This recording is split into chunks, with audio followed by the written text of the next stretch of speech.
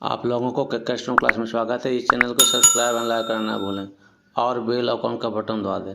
आज आपको प्रतिलेखन संख्या 27 और 28 लिखाएंगे 125 के स्पीड में। पेंसिल कॉपी लेकर तैयार रहें। Ready, last ready, start. महोदय, जब हम भारत की संपदाओं और उत्पादन के उत्पादनों के संदर्भ में भारत की अर्थव्यवस्था की चर्चा करते हैं तो उस समय अनिवार्य रूप से उपयुक्त टेक्नोलॉजी से संबंध प्रश्न उठ खड़े होते हैं। इसके लिए कोई निश्चित उत्तर नहीं दिया जा सकता। यह तो अलग अलग उद्योग के लिए अलग अलग होगा। कुछ उद्योग अपरिहार्य रूप से पूंजी प्रधान होंगे। इसका हमारे सुधारों और विदेशी निवेश से कोई संबंध नहीं है।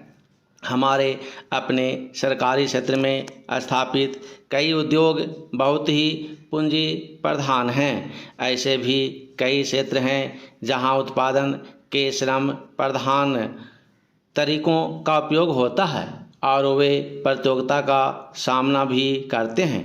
सारी दुनिया में हम आज यह देख रहे हैं कि एक जगह वेतन अधिक होने के कारण तथा दूसरी जगह सस्ते विकल्प होने के कारण उद्योग अपने स्थान बदलते रहते हैं। यह बात एक दूसरे से कतई भिन्न क्षेत्रों पर भी लागू होती है, जैसे वस्त्र उद्योग, चमड़े का सामान, इलेक्ट्रॉनिक्स और कई अन्य उद्योग।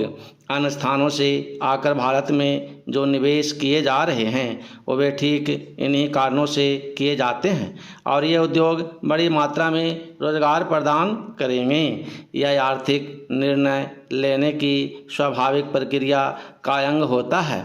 ऐसा सोचना अनुभवहीनता ही कहा जाएगा कि भारत में पूंजी प्रधान उद्योगों की स्थापना लोग जानबूझकर कर सकें, बिना इस बात पर विचार किए कि दोनों देशों में अपेक्षित मूल्य और हमारे सुस्थापित तुलनात्मक लाभ क्या है। उसी के साथ जहां पूंजी प्रधान टेक्नोलॉजियां और उच्चतर उत्पादकता तथा वेतन साथ साथ चलते हैं, उनका हमें स्वागत करना चाहिए, उन्हें टालना नहीं चाहिए। अंतिम निर्णय तो बाजार की शक्तियों पर निर्भर करेगा। पहला चेंज, मुझे ऐसा कभी नहीं लगता कि हमारे उद्यमी निर्णय करने में किसी से कम कुशल हैं, तथापि यहाँ पर यह जोर देना अप्रासंगिक नहीं होगा कि टेक्नोलॉजी का चुनाव अत्यंत सावधानीपूर्वक किया जाना चाहिए। इस संदर्भ में विदेशी टेक्नोलॉजी का आयात करने वालों को देश में उपलब्ध टेक्नोलॉजियों की भी सावधानीपूर्वक जांच करनी चाहिए। सामान्य रूप से टेक्नोलॉजी का विलयन और अंगीकरण उतना महत्वपूर्ण नहीं होता जितना टेक्नोलॉजी को तैयार करने की क्षमता पैदा करना। हमारे पास क्षमताएं हैं और इस क्षेत्र में हमें अपनी संपदाओं का इष्टतम उपयोग करना चाहिए।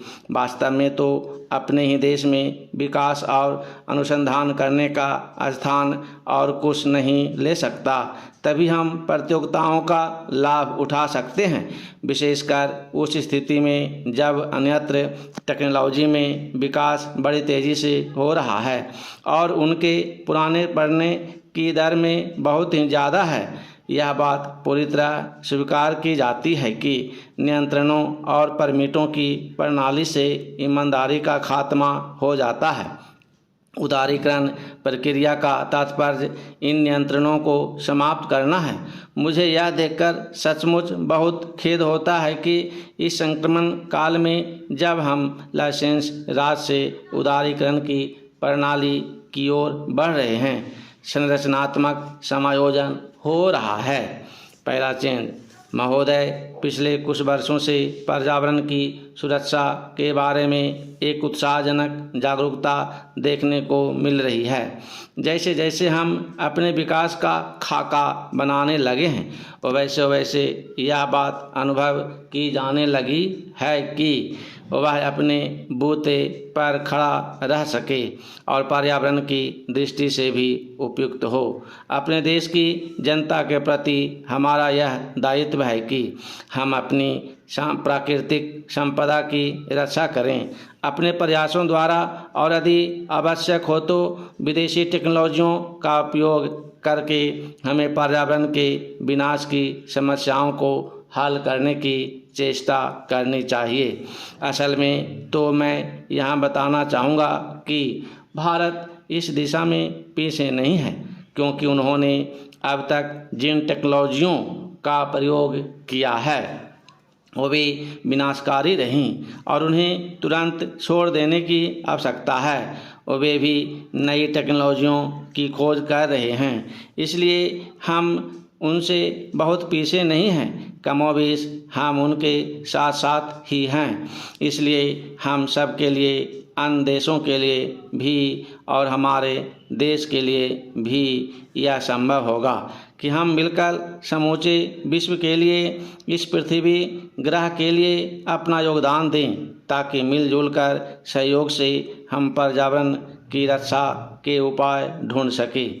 ब्राज़ील में 2 वर्ष पहले विश्व पर्यावरण शिखर सम्मेलन में जिस कार्यसूची 21 को हमने स्वीकार किया था, वह इस बात का अच्छा उदाहरण है और मुझे विश्वास है कि इस कार्यसूची के अनुसार काम किया जा रहा है।